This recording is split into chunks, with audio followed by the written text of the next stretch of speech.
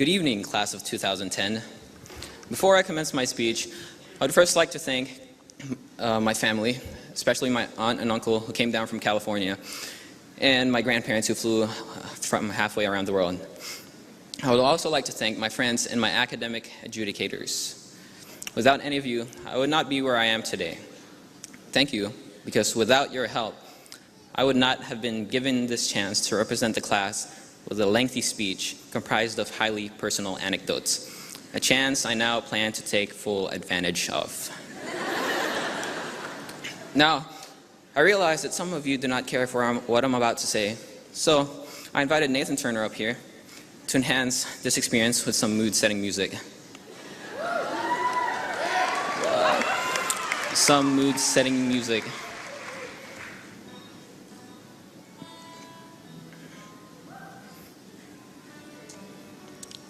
This should accommodate your ears so that as you get bored and zone in and out of listening to my speech, all you'll be able to hear is the soothing sound of the guitar.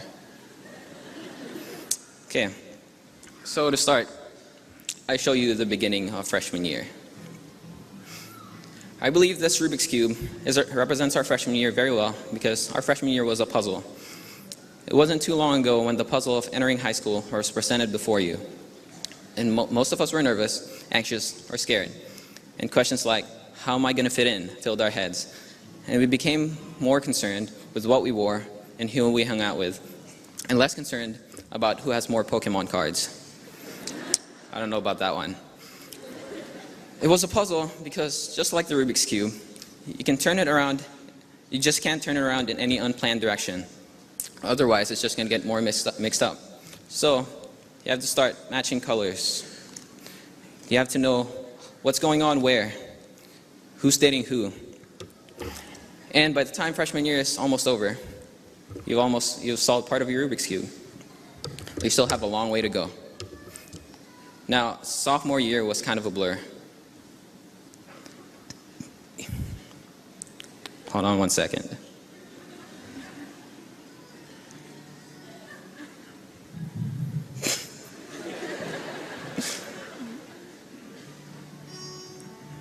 Okay, that works.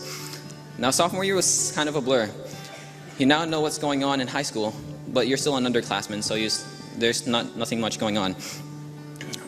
Time passed quickly, and everything was drowned out by the freshman's whine and the upperclassman's authority. So, when we piece all the parts of sophomore year together, it creates a rather hazy, fragmented memory that kind of feels like.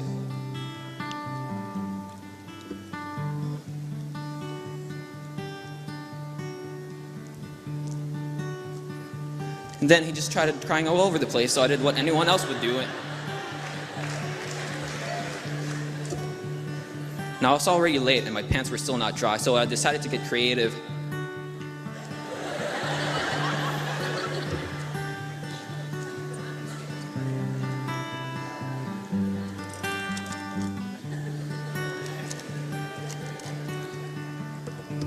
And thus, we coast through sophomore year, leaving ourselves to wonder what really happened.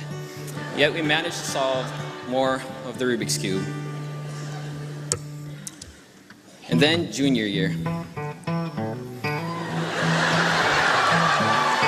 You're finally an upperclassman, and you are now entitled to a lot more power to influence the school. You are becoming more of a leader than a follower, but you soon realize that it just gets much harder from here. More AP classes are available. The IB program begins. Coaches rely on you more. Underclassmen begin to look up to you, and you're finally allowed to go to prom. It's all fun until you begin to realize what the responsibility that's been given to you. And you have to be careful what you do because any wrong move can send you back to square one. Every move you make has to be just right so that the last year in high school will be simple.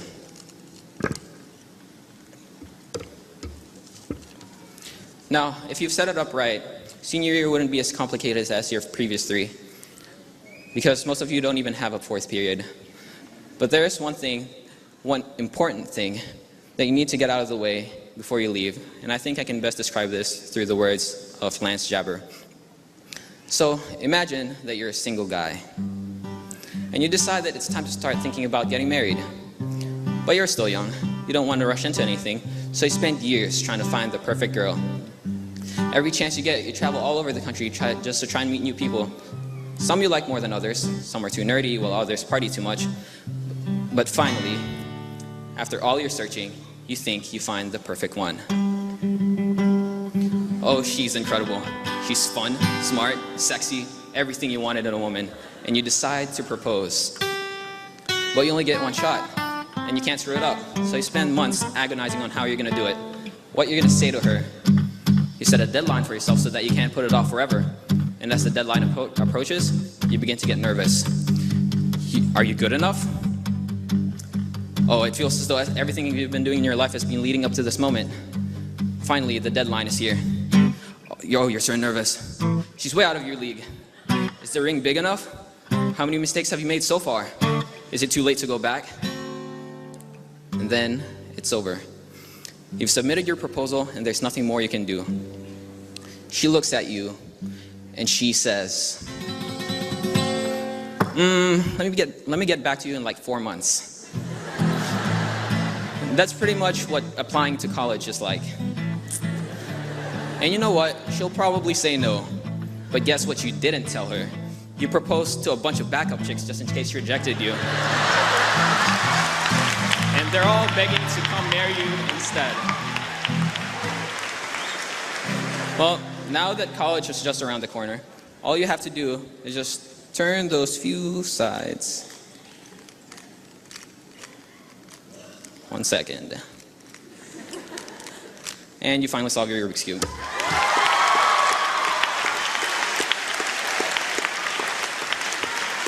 So now it's time to say goodbye to high school and say hello to college.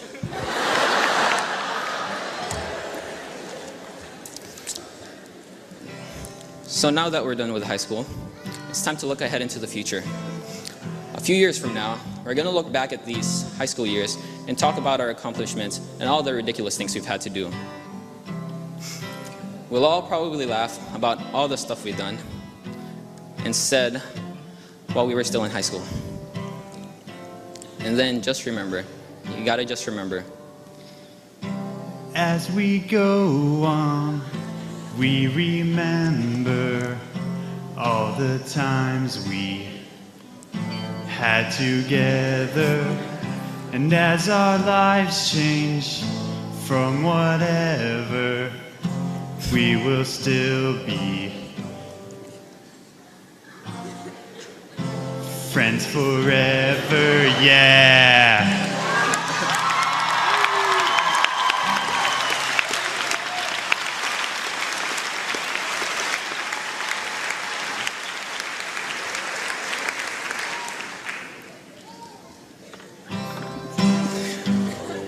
The only thing left to say now is congratulations to the West Hall High School class of 2010 and to those who helped us get here.